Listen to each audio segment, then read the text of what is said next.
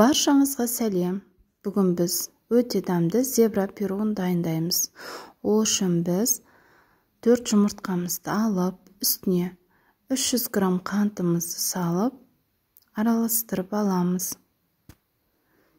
Және де 60-70 грамм маргарин майымызды ертіп алып, үстіне құямыз.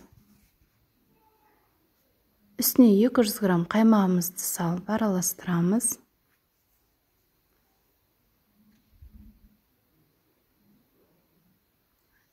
Және 2 стакан ұнымызды салып, үстіне разрыхителімізді салып, бір масса болғанша жақсылап араластырамыз.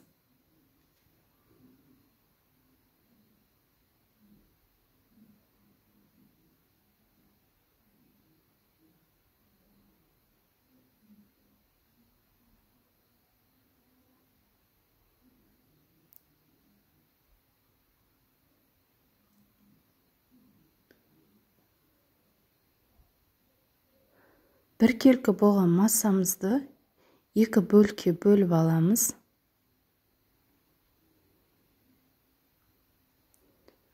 Екінші бөлігіне какаомызды салып, 15 граммдай какаомызды салып, жақсылап араластырып аламыз.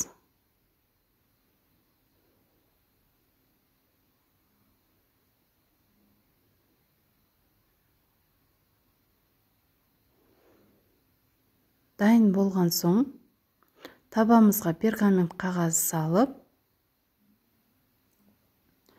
екеуін 2-2 қасықтан үстіне бірін-біріне құйып,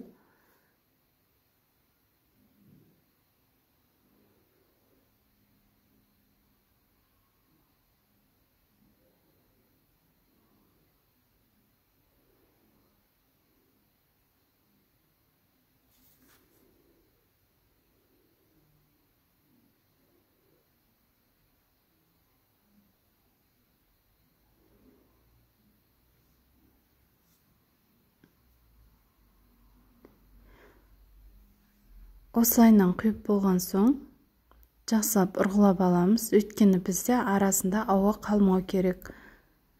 Ауасын шығарып аламыз. Өздеріңіздің қалауларыңыз бойынша әрлесеңіздер болады. Осы тестамызды 180 градуста 20-25 минут арасында пісіріп аламыз. Өте дәмді, жұмсақ, әдемі зебра пирогы шығады. Сіздер де дайындап көріңіздер. Сіздерге ұнайтынына сенемін. Рахмет.